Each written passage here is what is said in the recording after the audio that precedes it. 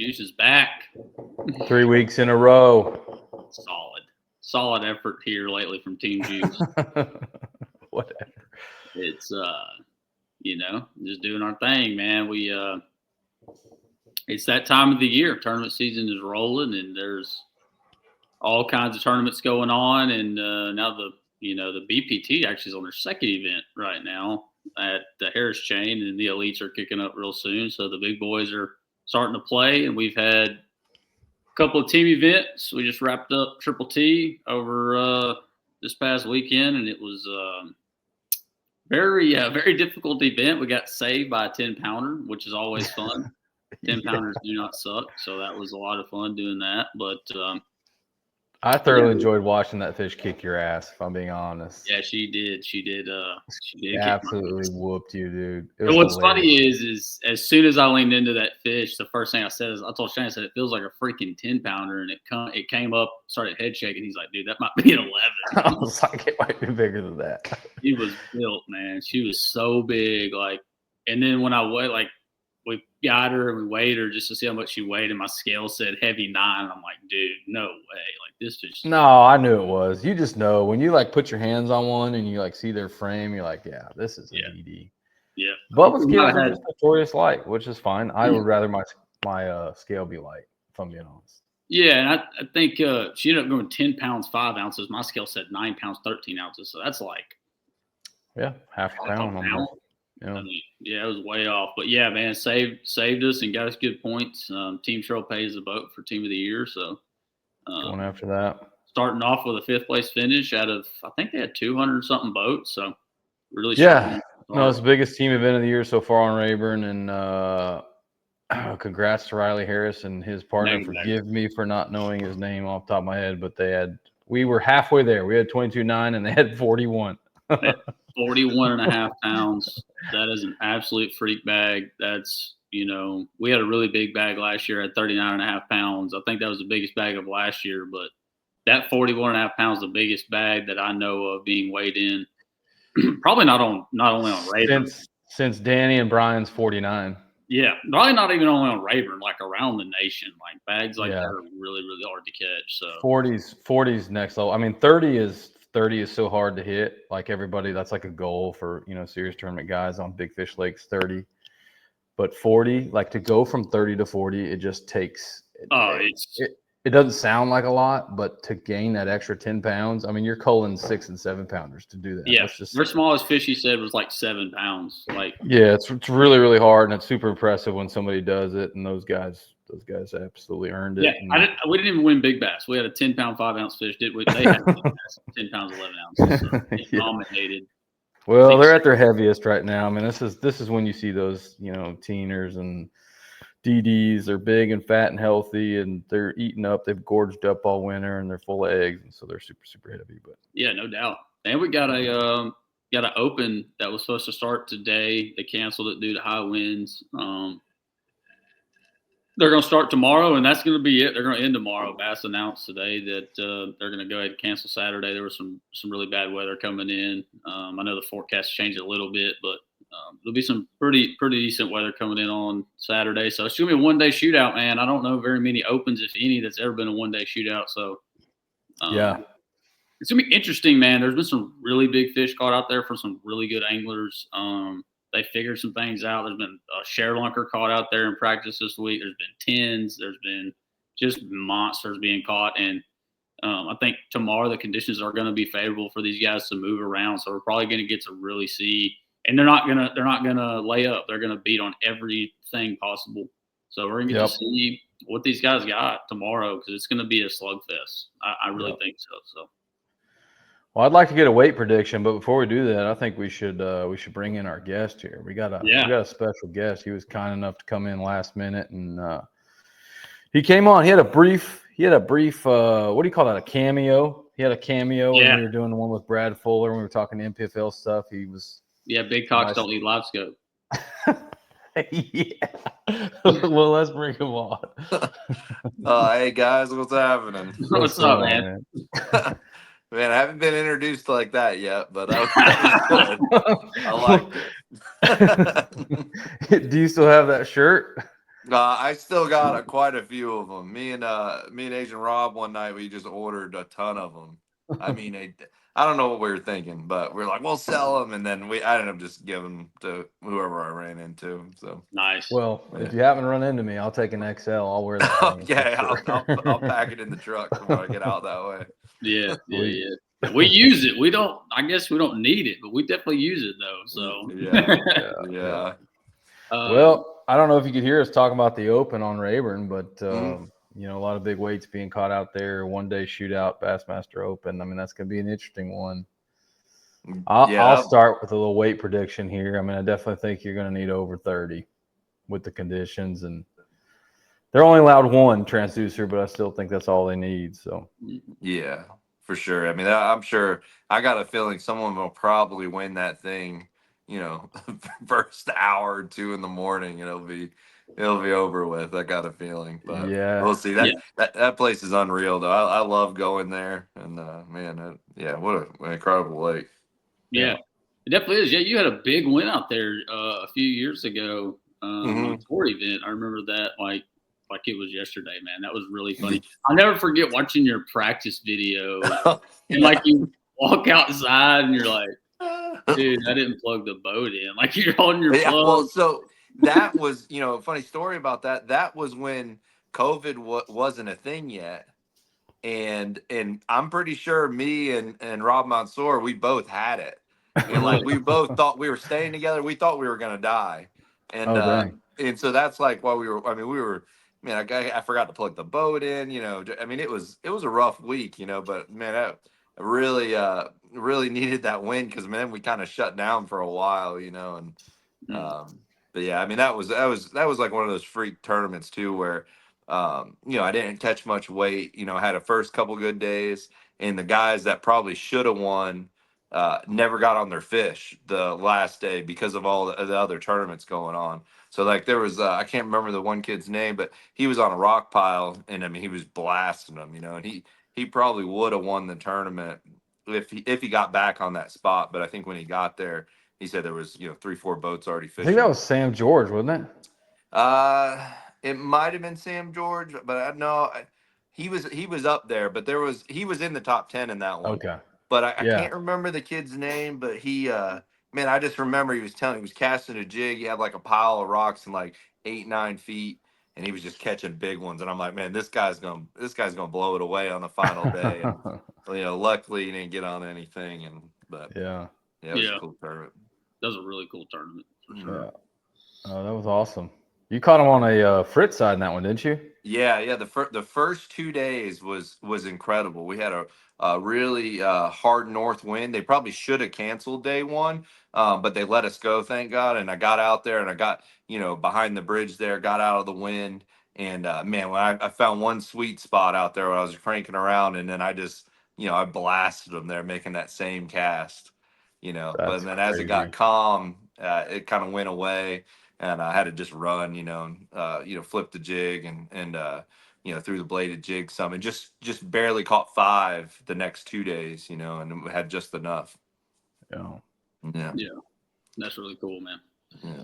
Especially get a win on a fishery like that. I know you've won a lot of places, but that's got to be really cool. Really special. Yeah. I mean, that was one of those ones where I felt like it was, like it was just it was a true miracle, because of the size fish in that lake, and the guys catching them and how they were setting up on a lot of those places, and they're just super fortunate to actually won that one. Yeah, no doubt. Mm-hmm. Yeah, I'm thinking I'm with you, Shane, on the Open on the weight prediction. Somebody, just because it's so favorable, like if they would have let them go today and that wind, like the guys that were gonna, try to scope out in the middle of the lake and stuff, they'd have really struggled. They would have been able to. But tomorrow being such favorable conditions for that, I mean, I don't know, man. Somebody's gonna probably catch some really, really dumb ones and get up there pretty high, like low 30s or something. So, yeah, man, it'll be interesting. I'd love to see one on a flat side crankbait in a pre-spawn ditch again. That'd be cool. Yeah. I don't know. If that's gonna happen anymore. Man. Yeah. Yeah, probably not. Probably Yeah, not. But that's all right. probably not. But Yeah. well, how let's switch gears over to the first tournament of your season, if I'm correct. Is going to be the lead on St. John's. Yep. I Yep. should We know got that. a back-to-back one, St. John's and then Lake Okeechobee. Okay. Nice. Yeah. Yeah, man, that'll be kind of right up your alley there to start the season. Are you fishing the NPFL as well? Yeah, I'm doing those two. All right, the Yeah. whole season. Yeah. And then I'm jumping in. So I had the one whenever the classic practice was, I decided to jump into one of the invitationals on Hartwell. So I'm gonna go to that one and then shoot up for the classic in March. So What do you mean when the classic practice is? yeah, so we practice Friday, Saturday, Sunday, Yeah. and then we have off Monday, Tuesday, and then we Yeah. go out for 8 hours on Wednesday. So I'm just gonna You're just gonna fish take the 8 hours? Yeah, I'm take the 8 hours. I mean Golly. Hartwell. I won at Hartwell a long time ago that same week and got done really well that Yeah, week. yeah. So I'm like, man, I'd really love to go over there. So Okay. All yeah, right. give it a Fair try. enough. Little Yeah. strategy there. I see it. Yeah. I mean, slightly insane, but So you're gonna miss pretty much the whole practice for the classic. Yeah, I mean, I've only made a couple of the classic practices just with all the the scheduling and stuff and Yeah. trying to I've fished a lot of them right up to it. But I mean, Ray Roberts is a great lake. I really like going there, and I've been there a few times. And I mean, I think you know if I can't Yeah. find them in 8 hours, I'm probably not gonna find them. So The dang. classic practice is so different though too. I mean, it's very different.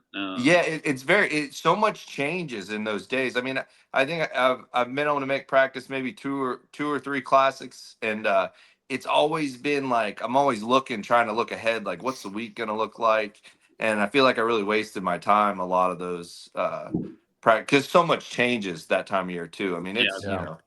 and so I don't know. I'm just gonna go and see what happens. Man, I feel like that kind of suits your style, though. I would like to pick your brain on practice. I mean, because I think that's a subject that's not really talked about enough in fishing. I mean, you strike me as somebody, and just watching your career and watching, listening to you on some other podcasts and some other videos and stuff you've done, you've kind of just. Would you rather feel it out day to day than necessarily get so locked into just one? Well, this is what practice was, so this is how I have to try to duplicate practice. Right. I think it does for me sometimes. It really depends on what kind of year I'm having, to be honest with you.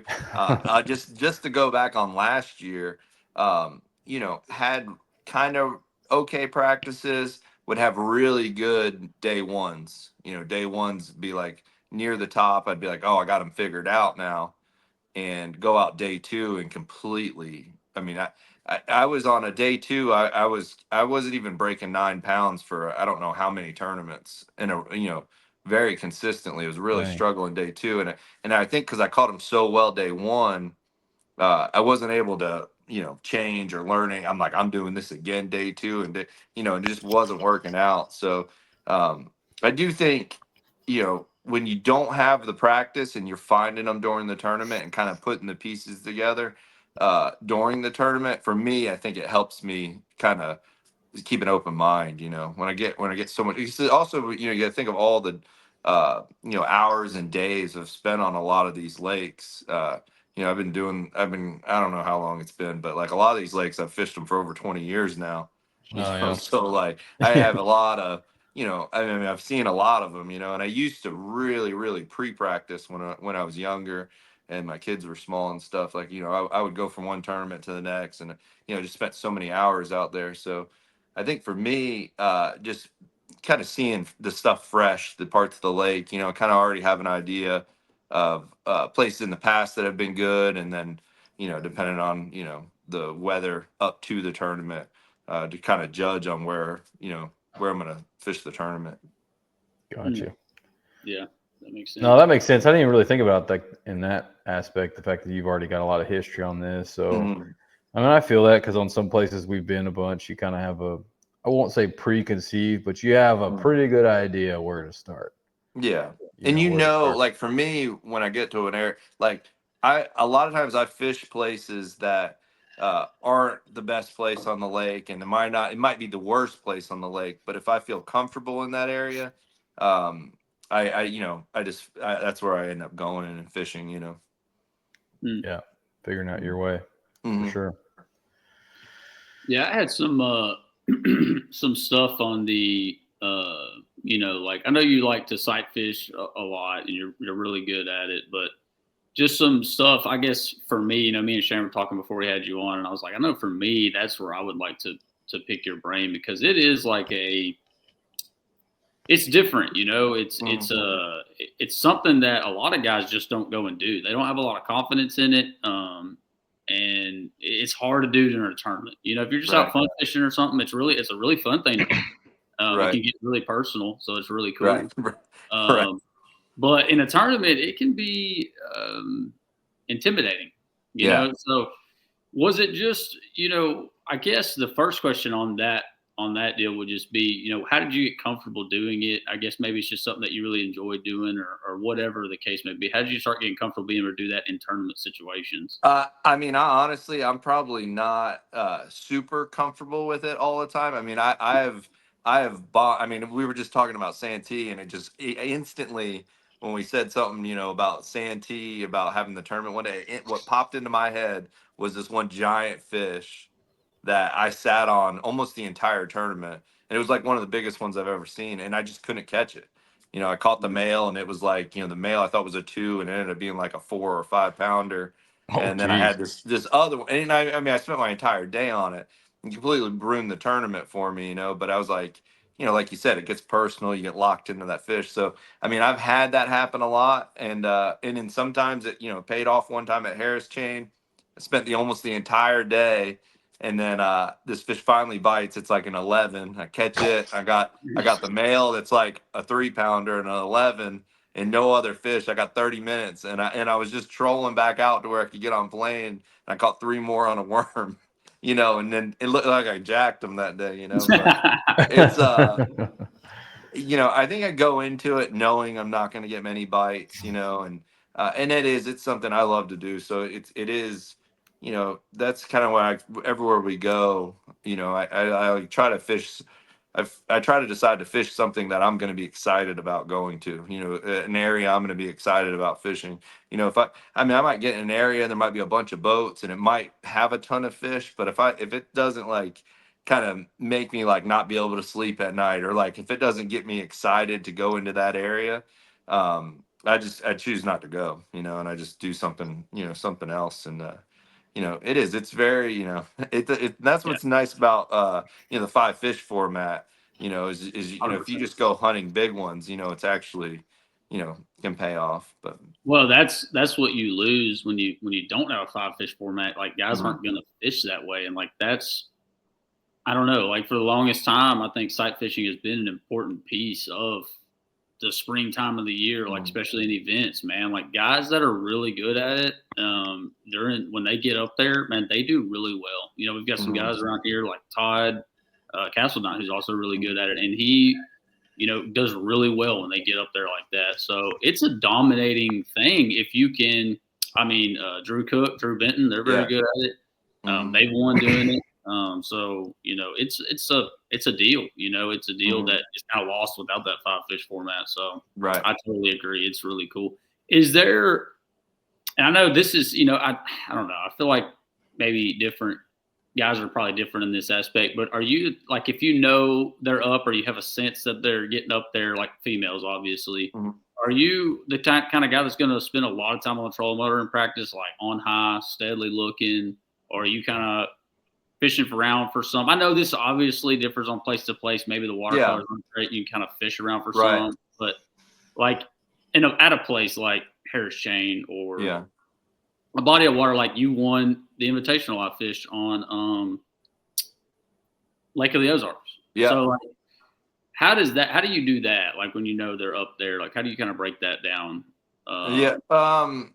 So Lake of the Ozarks was kind of a freak thing because I got like maybe 6 hours of practice on that one. And then, I just kind of ran new water.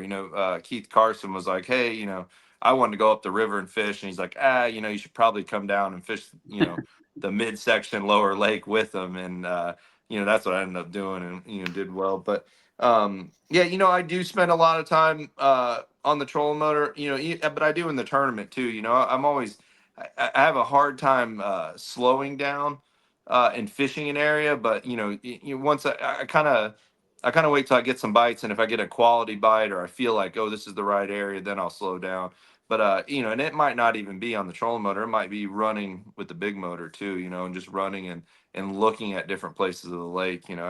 I mean that was the thing that I really enjoy fishing the bank is a lot of the targets I throw at I can see why I'm driving the boat, and that's how, a lot of times the guys are like, man, you were cruising down the lake at 30 miles per hour, for 40 miles, and they don't realize I'm like trying to piece the puzzle as I'm going down the lake, looking at the shoreline and stuff. So I think that's a huge part of, my practice is definitely, I do a lot of driving on plane, and Looking just at the whole lake. just looking at stuff, Yeah, and obviously, on most fisheries, like, or if not all fisheries, they set up differently around the lake, so it makes a lot of Mhm. sense. Like what cover's offered here, what's offered down on this end, whatever the case Yeah, may be. yeah, So, like at the Ozarks event, you're looking during the event though, like you were yeah. So finding I fish during the I event. I went I went down there to that mid lake lower section, maybe the last hour or two of practice, and I saw a couple fish, and I was like, okay, I'm gonna start there. I started on those, and then I just ran new stuff. I would just run down, and if the pocket looked good or the creek arm looked good, I might sample a couple of the small areas, and then kind of when I would start in one, I would kind of read like where the better parts of that one arm was, whether they were in like small pockets at the front, if they were in the midsection, if they were all the way in the back, and uh, and then once I kind of pieced, and it was different each day. Like I remember one of the days they were all out towards the main lake. All the fresh ones that came in, they were right there on that main. But the last 2 days they weren't. I think all the way to the very last day. I think the last day I caught them all in the very back, and I don't know 100% why. I don't remember what exactly was going on. If it was, why they moved to the back, or if it was all the boat traffic. I don't know what it was, but I just remember being able. Why it went so well is because I figured it out within the first hour or two every day, and Mm. then was able to just do well. Yeah. Dang, that's interesting that you're able to pick up on that, a little subtle detail like that and just know that they're moving. And Yeah, I think a lot of guys would struggle to do that. Yeah. Well, I mean, especially like if you've got like say you got a 3-day practice period and you Mhm. did find a little something up the Mhm. river, and then the Yeah. last hour you see that. That's a hard Right. decision as a tournament angler. Like you're a veteran, you made a veteran move. Like you made Yeah. obviously the right decision. You won the Well, event, but that's a hard thing to do for an average tournament fisherman right. that maybe hasn't But been doing it a while. right, and that was the other thing too. I didn't really know anything else. That's Mm. kind of where I like how the, not spending too much time in practice. Like I didn't really know anything. So like an arm that, I might have only caught 3 fish out of, and it took me 3 hours. I would have never fished that whole arm, but it gave me the keys to, it gave me the pieces of the puzzle, for the Mhm. rest of the day, So Right. when, I don't what, know. I want to, when did it kind of click? Have you always been like this as an angler? Because I think we're on to something here as far as like, I think that's a thing that people struggle with as far as being able to be, I call it loose, like just be Hmm. loose and go with the flow during the day and let the day give you what it's going to give you. Hmm. And I think that's probably the most common factor on why people are not successful in Hmm. tournaments. And Biggest struggle for sure. and a lot of people will struggle with that. Like you said, they'll have a Right. great day in practice, throwing a certain bait, doing a certain thing, and they're just trying to replicate that the entire Yeah. tournament. And then they look back and they're like, what happened? What changed? Hmm. And they learn in hindsight, but learning as it's unfolding, were you always like that? Or was that something that certain point in your career, you're like, you know what? I got really, really good instincts and I need to Yeah. learn to trust those instincts. Yeah, I mean, I'll tell you from the beginning, it was never. I mean, even now to this day, I mean, I fight to not put the forward facing on because I mean, it's so good, it's so efficient. Oh, yeah. But you know, I think it is. I think it's something that over time, you know, I mean, you got to think. I mean, you know, I mean, it took years and years to be able to just, you know, almost just, I don't know what it is. You like pulling in an area and you're like, oh, this is where I'm gonna fish, you know, like without even getting any bites a lot of times. But it's just something that takes, you know, all those days and hours and years and just grinding and um you know, to now, you know, usually I feel pretty comfortable when I get out there. And sometimes they don't catch them, you know, and Sure. sometimes you make the wrong moves and sometimes it gets in your head.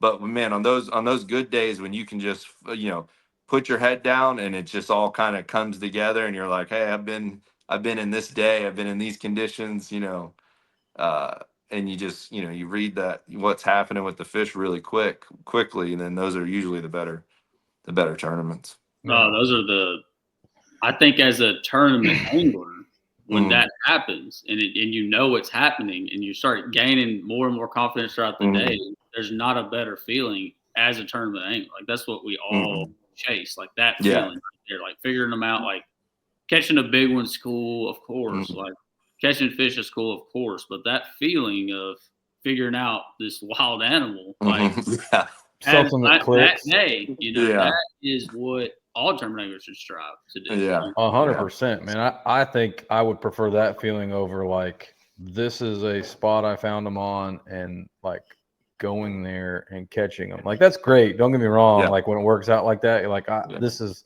if these fish stay, I'll do well. And you show Mhm, up and they're there.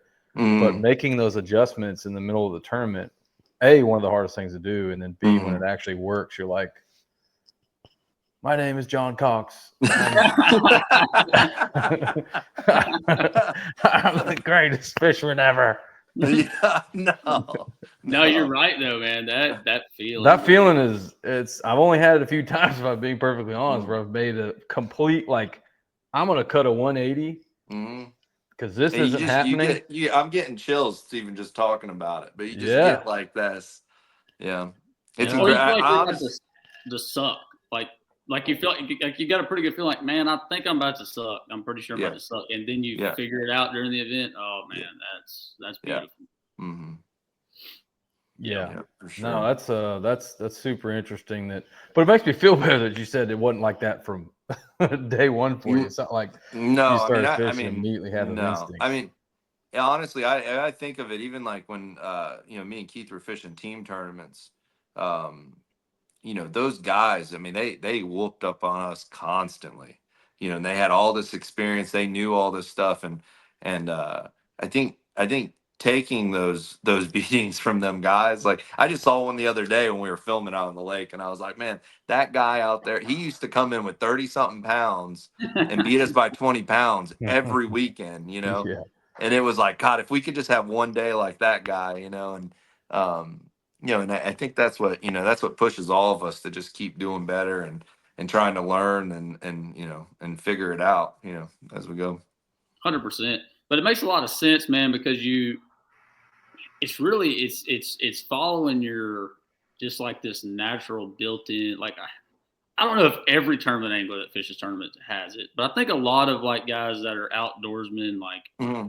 you kind of feel it when you're in the woods hunting too, Hmm. like deer. Like you just feel this like instinct, like it's instinctual. It's built into you in a way, and it's hard to follow that in a pressured tournament situation. Especially the bigger the event, the more the pressure. Right.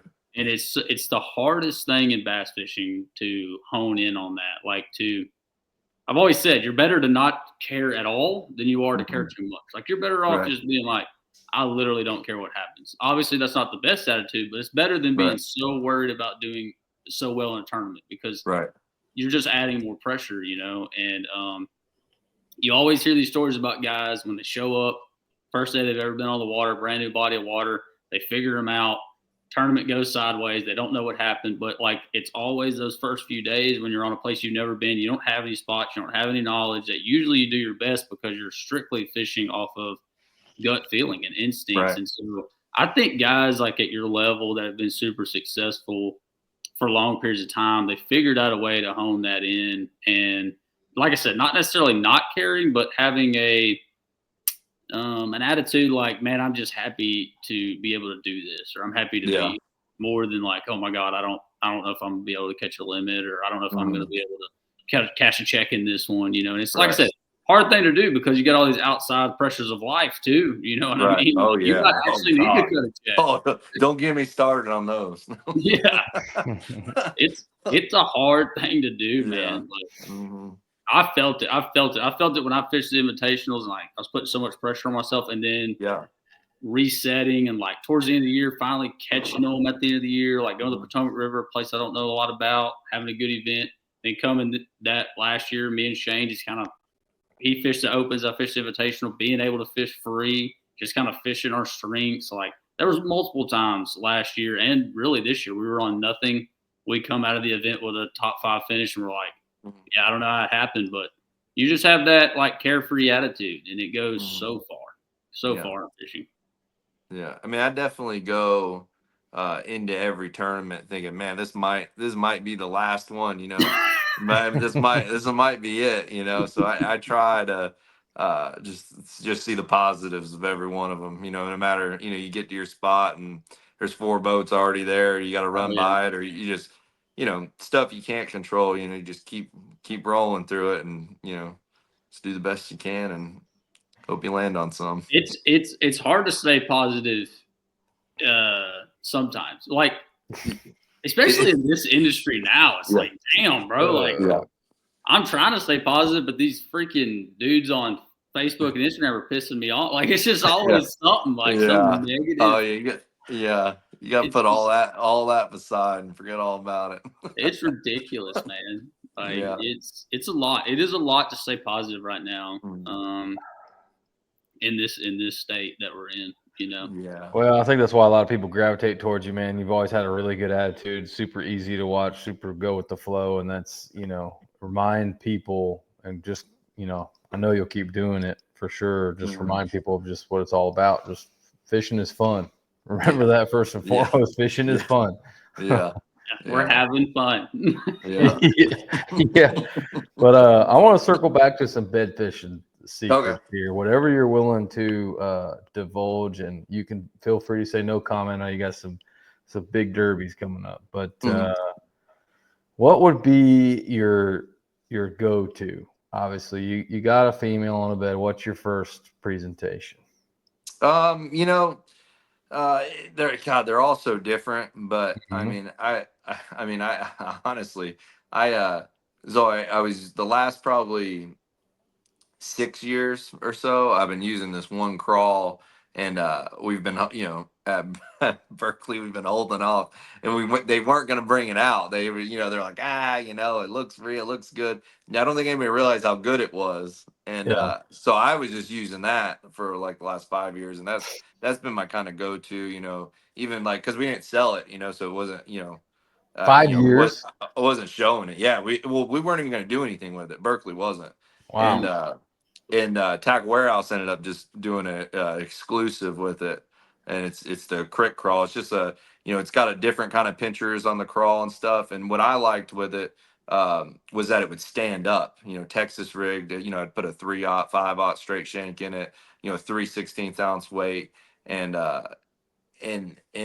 some reason that bait just it's a good one. Like it Just really and like I mean, I knew it was good and I caught a lot of fish, but until we like started actually, Tack Warehouse was like, hey, let's see if we can do an exclusive and bring that to the table or whatever. And I mean, I'm glad they did, but then I also am glad I wish they didn't, because I was the only one with them for a while. But yeah, they work really good. I mean, and I think what it is, it's just the whole, I do big pops with it. So that's like my first. I see a big one in there, I'm flipping it in there. I'm keeping it away from that male, and I'm popping this crawl, and I mean, it just falls perfectly. Upright, just like a crawl. The arms kind of float up together. Like it's a really good bait. And then, work them on that for a little bit. And then if nothing happens with that, then, I go in, I drop down to the spinning rod, and, either pull out a 5-inch general and either wacky rig it in there, or I'll pull a jerk shad out sometimes and throw it out and let it sink, and then try to you almost let them forget it's there and try to jerk it away from them.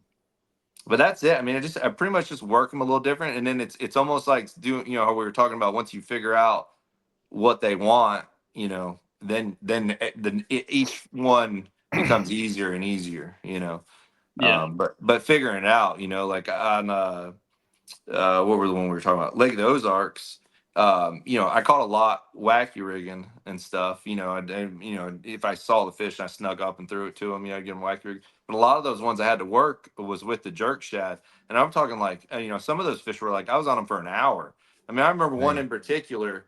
I I had Jody White with me. He was taking pictures, and I was like, man, one more, and I'm going to be over 20 pounds. And I catch this fish, and I have him foul hook, so I throw him back in, and I'm like, oh my gosh, I'm like, that's if I catch that one fish, I'm going to be sitting good today. And then I sat there for like maybe another hour and ended up tricking it again, Wow. with the jerk shad and catching that fish. And then that kind of like made me feel like, because when you win a tournament, or even when you do really well, so much has to go. There's like these Yeah. special moments that happen to make it all happen. I mean, you guys know, and and then it can just go the other way too, where everything can go wrong.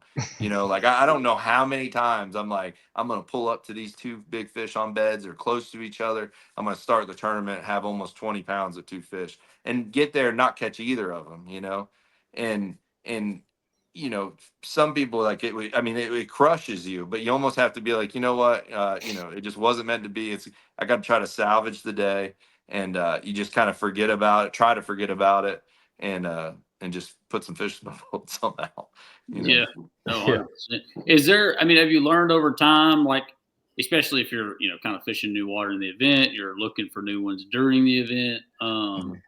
Is there any time like you pull up and you're like, man, this one's just, she's not right. She's not catchable. Mhm. She's making too big of a circle, or she's not Mhm. really sitting there right. Like, have you gotten, to the point where you're like, I'm not even wasting my time on Well, you, or, well, what are the signs for that?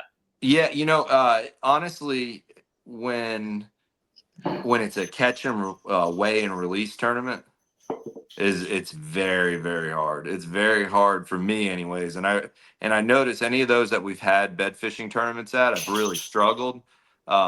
Because it's hard to read the fish. You don't know if someone just caught it or not, Right. and you're like, why isn't this fish biting? And so that format, it is very hard, and I have not figured that part out yet. But normal, when you're catching them, a lot of times if there's one there, you'll know pretty quick if you're like, hey, there's no way this fish is going to eat.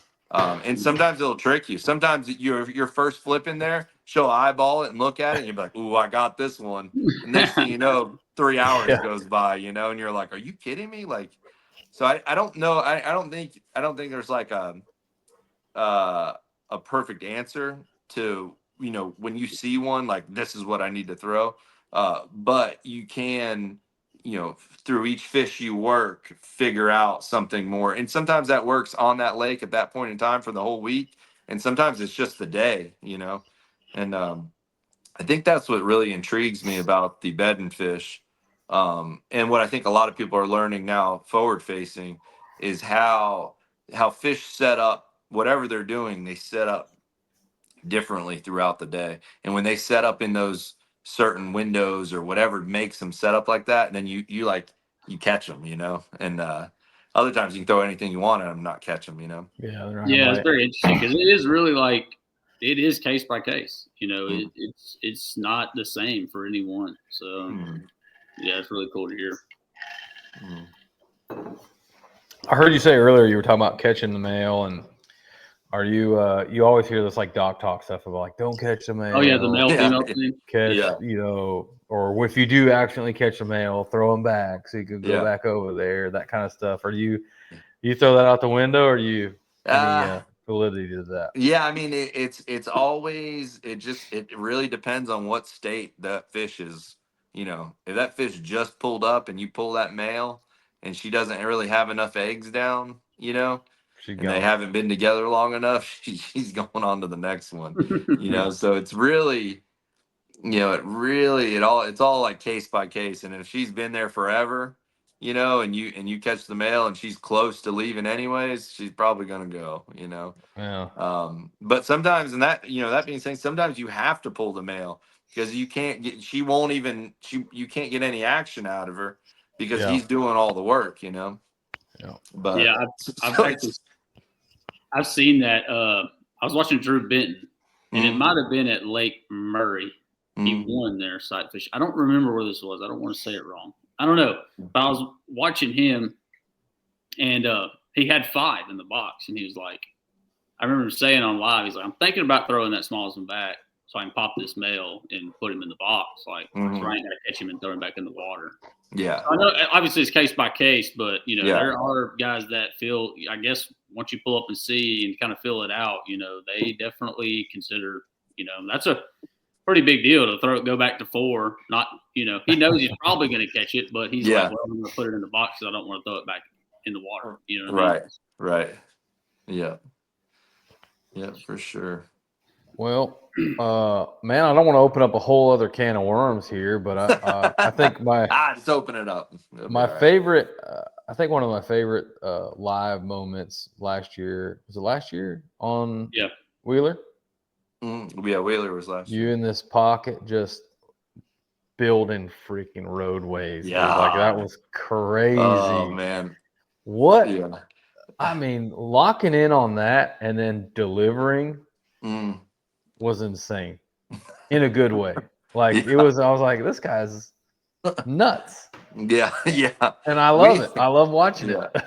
And my camera guy said, if he said this was a 5-day tournament and we had to go back and sit there again, he said there was not enough money in the world that he would have went back out there.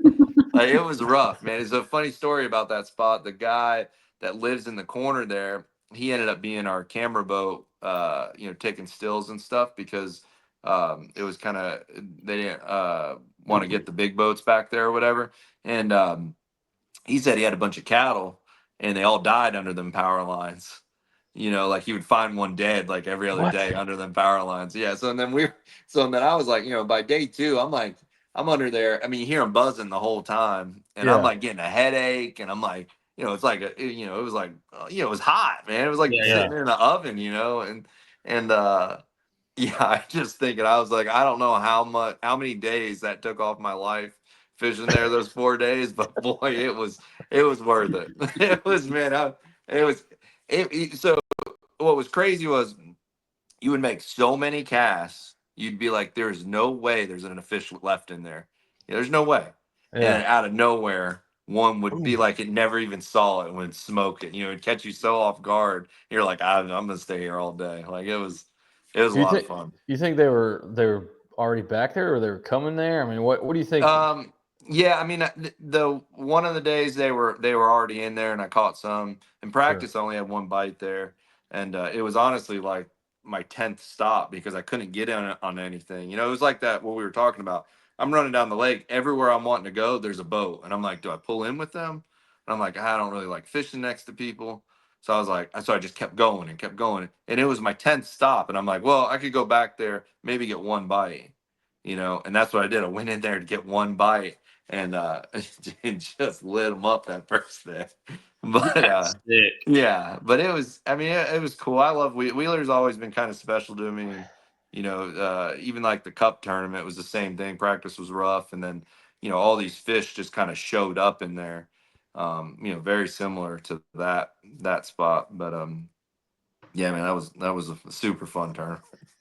No, that was a lot of fun to watch, and you could tell like everybody was into it. I mean, obviously commentators and then people on live, and it was just super fun to watch. And I think that's why so many people connect with you is because they can feel what you're feeling through the camera, and I know it sounds kind of corny, but it's important, man. Like I'm serious. Like it's like you were talking earlier. You get those feelings, and to be able to share that with viewers is, I think it's important. So it was cool to watch it. Do you have a forward-facing sonar transducer on your boat?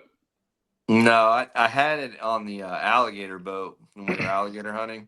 and we used it right towards the end last year because we're terrible at it. So we're just trying to, we were like, we got to get one. We got 2 tags.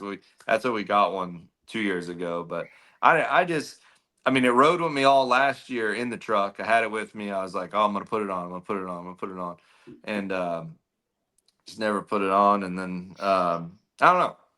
It just doesn't, like, I mean, I think my problem is I know how good it is. I like Keith Carson. I used his boat with it a couple times, and I'm just like, oh my gosh, like, but like his stuff's really dialed in too. But Sure. I don't know. The frog things don't happen if I have that. If I have that, I'm probably just gonna chase fish. I mean, because that's what we're all Yeah. doing. We're just chasing fish, anyways. But being able to see all the time, I don't know. I'm afraid he's gonna ruin it for me. I totally get Uh, that. You don't want so to lose touch with those instincts, like you You said. think yeah. it'd be like a distraction almost, like 100%. Yeah. I mean, I would if I can see fish, 24/7, no matter what the conditions are. I'm chasing them. Like I'm not gonna lie. I'm just gonna chase them. I'm not gonna. There won't Yeah. be any. You'll never see me throw a frog again. Yeah. I'll never make another flip. I will be chasing them fish. how does But I already know that. Like I had Keith. So we had a NPFL down here, and I was practicing. I was using Keith's boat, and I had it for like 2 hours, and I was like stopping on my shell bars, and I was throwing to the fish and shaking them off, and I just like, man, it was scary. So like I dropped his boat back off. I said, I'm not, I'm just gonna get back in Get this mine. I'm black not, magic away from me. Get this voodoo. get yeah. this voodoo stuff away from me, bro? See, like it blew my mind. And like his was set up good though, where I could like hit him and like I could see him, and I was just throwing my worms out, and I was like, oh my god, But Yeah. I don't know. We'll see. If it gets to where I can't make the wife's car payment or pay the mortgage or whatever it is, we start having to give everything back to the bank, then yeah, I might put it on. That's hilarious, dude. What is like I've always wondered this about like yourself, like when you go north like to smallmouth country and stuff, and obviously that's where it really shines. That's where four person aren't really it shines everywhere, but we're coming to find out it shines just about everywhere. But really up north, they catch them with it. So how does that work for you? Obviously you're not out there chasing roamers or pelagic smallmouth like a lot of these guys do on all the fisheries up there, but you just kind of found your way with that over time with experience catching them shallow, or how does that work? Yeah, I mean, I honestly, when we get up north, like uh, I have to have like I have to have a day or a tournament, almost like 5-6 years ago you would have won the tournament to do well, because it's very hard, and that's probably why a lot of my finishes up there aren't so good anymore. It's 20 pounds on Champlain isn't I mean it's good, but it's not what it used to be, and then same thing St. Lawrence. I mean, it's just you got to have that 24, it's just takes a lot more weight now. But I'm trying to hang with everybody. I mean, I don't know, it'll be cool this year. We got NPFL on St. Lawrence, so Okay. you won't be any forward facing, so it'll be cool. It's like maybe the second week of June or something. So or July, not June. God, can you imagine if it was June? Oh God. Yeah. Early. but I think it's July. I don't think it's in June. Yeah. But yeah. So I don't know. I mean I mean, you still have to make so many right decisions, to have a shot to win. Sure. I think no matter what you're doing, you're not going to just throw that stuff on and go out there and win. I mean, No, 100%. it's still, you still have to, you have to decision make, all 4 days and everything. So it's, but yeah, I don't know. I'm just doing my own thing and, Yeah, I don't 100%. know. Are you more excited for the NPFL than the elites this year? Well, no, I mean, I'm excited about the elites. I mean, I like the schedule and stuff. The NPFL, I'm excited, but I mean, you look at the group at NPFL. I mean, look at the Yeah. guys that are coming. I mean, dude, we are Yeah. got like it might be harder to win an NPFL. I mean, because I mean, you got some of the guys, and once they have that knot on, and they don't have the option to see the fish out there, they are gonna turn right back into their old self and Oh jack. yeah. So. Yeah. But I think it'll be fun. I think it'll be exciting. I'm excited for all of them, and yeah, we'll Yeah. see. No, I'm definitely excited for the NPFL. I think this is going to be a really interesting year. I think you guys are going to have a lot of eyes on you, and I think it's great for that organization. I like Brad and everybody over there and what they're trying to do. So it's I think it's gonna be cool, man, to have some eyes over there. I think it's gonna be a big year for them, and I think you guys are. If I'm being honest, I think you guys are gonna deliver. You know? I hope so. I think it'll be fun. I think it'll be a good. And I mean, it's gonna look like it used to. I think. I mean, Yeah. there's gonna be, Hackney's gonna be flipping his jig somewhere, and Yeah. Christie's gonna probably be frogging them somewhere. Like it's gonna be.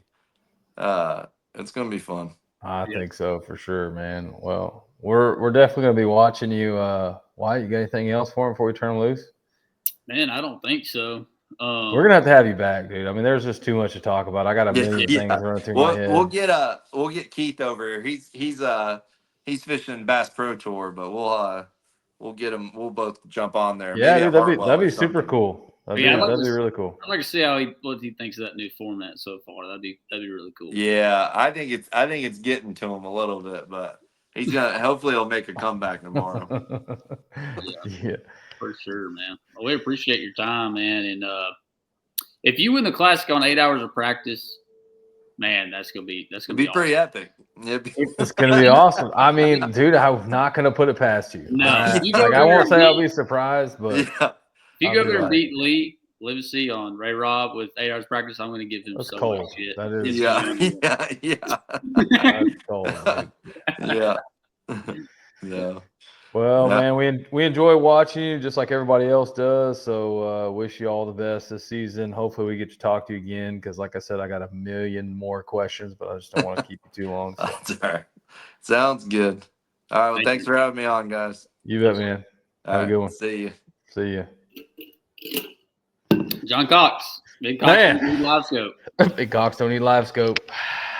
He's a good dude, man. Yeah, man, he's a lot of fun to talk to, dude. I really felt like that one could have spiraled into a 3-hour like Joe Rogan-esque podcast. Yeah, I can't believe we've been on here for almost 53 minutes. I know, man. Like we just got on here. we were really getting into something cool there about practice and just finding that feeling. And I think, I don't want to even do this. I don't even want to do like the whole forward-facing sonar thing. I was going to ask him that. I think I know where you're going because I was about to ask him, do you think that's being lost with forward-facing sonar? I think it is, man. Like I hate to even admit that. Although we've seen, you and I have seen with forward-facing sonar, there's those moments where something clicks and we need to do something else. Well, that's a different presentation or a depth or whatever. And matter of fact, Triple T, we were talking about it. Like the conditions are different. What do we need to do? What adjustments do we need to make in the middle of the day? And we did try to make adjustments. We weren't. And we did. We weren't correct. Man, we weren't wrong. Hey, I caught one on a Duke. Caught one on a 6-inch Duke. You did. In the way back of a pocket. He did, and the rod he was throwing out, like he put it in. I didn't have a trap rod. He was putting it in the box, and I grabbed his trap rod. I'm like, let me see that thing. I'm about to try to catch him.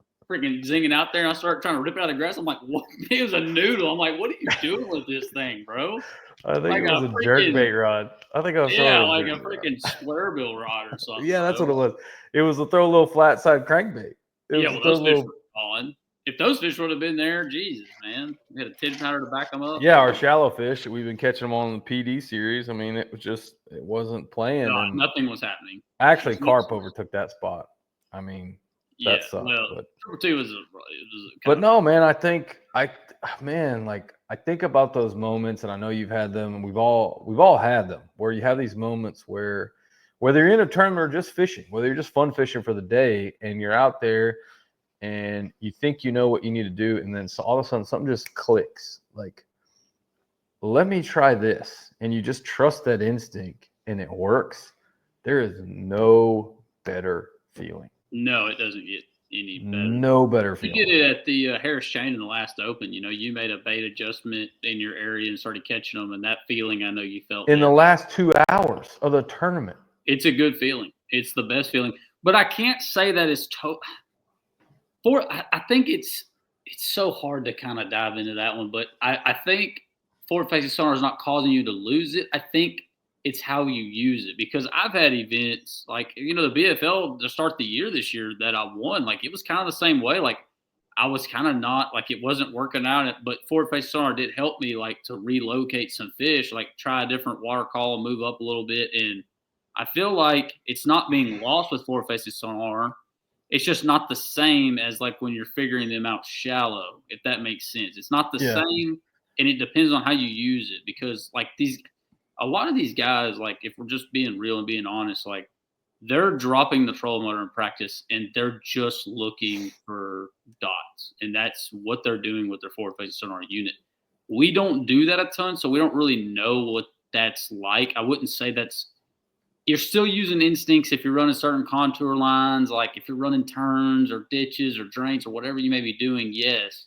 Yeah. And I'm not taking anything away from those guys. I'm just telling you, a lot of guys that are having success with it, that is what they're doing. And they are specifically targeting roamers, pelagic fish. That's what they're doing. And whether you agree with that or not, like whether you think that's But I mean, okay even if you're or doing not, that and you're like chasing bait, right? Like that's your pattern. That's what you're looking for. You're looking for something. You're trying to replicate a feeling or a pattern or something that you're seeing. But just looking for random floaters is weird. But well, that's what a lot of guys. I mean, yeah. The Open on Rayburn, I'm just gonna tell you right now, like the guy who wins may be doing it. I don't know, man. I don't know. I think we're close enough to the spawn that they're set up. I mean, look at Riley and them's big 41-pound bag. Like, they're set up in places where they're catchable. I mean, that's what happens. That's when you see these big. So is somebody who's like clued into that and is paying attention to that, and is using their instincts to kind of see where these pre-spawn females are at. Setting up more on your traditional structure. Yeah. Setting up more on your traditional pre-spawn spots where you bust these big old bags. But don't be surprised if. No, I won't. There will be a lot of dudes who are just out there floating around over the abyss. Yes. 20 to 25 pounds. Yeah. Yep. For sure. But no, and look, I enjoy using forward-facing sonar. I'm not going to say like I don't, but man. Where are you at? Where are you at on the state of forward-facing sonar being in events right now? Like, my opinion has slowly changed. Mine is. I was all for it at one point, but now I'm not saying it should be taken out of tournaments, but I definitely agree with some restrictions. And I don't really know how you put the genie back in the bottle, like you've said multiple times, but I'm starting to get some feels that, like, I'm not sure anymore. Like, you know what I'm saying? Like, used to I'd be like, hey, man, you put 5 live transducers, run 90 inches of screen. Yeah. I don't give a damn. But well, our mentality's always been outwork our competition. I think that's where our success has come from, is from a place of, I don't care if we put 750 horsepower motors and 17 transducers. If that's what I got to have to play, that's what we're going to have to play. And it doesn't really matter, because you and I, our mentality was we're going to outwork our competition. It wasn't necessarily we're going to be better with the technology. We're going to outwork them with it. And now I'm starting to see that it's just, I think it's, man, I'm kind of with you, man. As I've used it more and more, now we've had it for, 4 years now. I mean, really, that's when it really kind of like really busted wide open. I think there's a place for league with it, and I think there's a place for circuits without it. And I think numbers are down. There's a lot of factors of that. Tournament entries, economies, rough. Hopefully it's on the up and up. But I think numbers were down at the beginning of the year. I think people are being a little over exaggerating. Like, let's talk. But they've been down for the last 2-3 years. But let's talk about the last few events, right? Like, the beginning of the year, the weather sucked. at some point, these tournament organizations are going to start learning to quit putting events in early January or late January, for that matter, or early February, for that matter, because you're going to cancel days, for one, especially if you come down here south. Yeah. It's going to blow. It's going to blow in cold fronts. But the second part of that is the beginning of the year, the weather sucked. So take away the first few events that I've seen. Then they go to Pickwick. They draw a bunch. We do Texas Team on Rayburn. We go over 200. They got an open going on right now at Sam Rayburn with 200 plus boats. Like, is that really down? Like, well, Triple T used to have 300 boats. Bass Champs used to have 300 boats. I understand that, but 200, bro. Like, Triple T I'm just ain't saying, struggling with 200. They ain't struggling. No, but the first open only had 158. I mean, that's the first. That division sucks. That's why nobody's fishing it, bro. Like, that division sucks.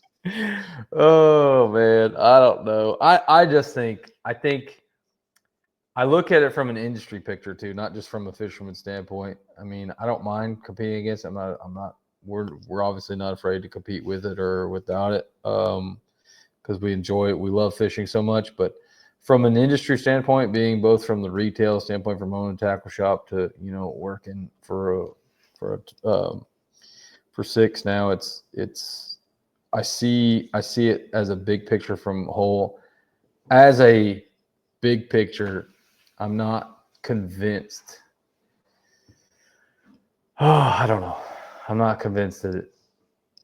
I think we need a balance. Is what I'm getting at. I don't want to get rid of it. I don't know how you. But see, here's the problem. I don't know how you balance it, because like restricting it down to one live transducer, that does nothing. Like.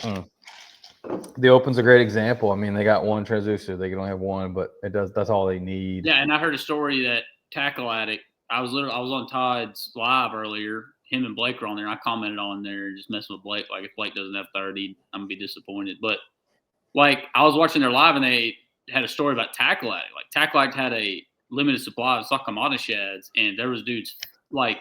They had to limit how many bags they could sell to per person, because they bought it all at Tackle. Like, it was like a swarm to get that. Like, you go in there, and apparently, I haven't been down there to see this myself, but apparently all the minnows are like selling out at Tackle. That's what I'm saying, man. Like, and nothing else is selling. And I see it from that side, but I don't have an answer. I really don't have an answer. And I think you and I.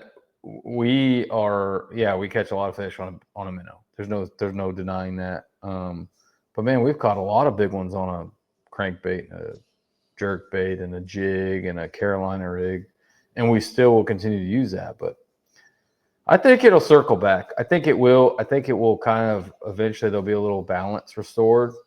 I feel like it's coming. I'm just gonna be honest. I feel like. I don't know what Bassmaster is going to do. I feel like MLF is about to take a decently hard stance on it, and I don't know why. I'm just getting those vibes. Like, I feel like the Toyotas and stuff, they're fixing to cut it, and I don't know, dude. I'm in a weird spot, because I really don't care. Like, honestly, like, I think it should be allowed, just because it's been around so long now. Like, I think it should be allowed in events. Restricting it is good, to one transducer or two, whatever they choose to do is fair. Limiting the screen size, I think, is fair.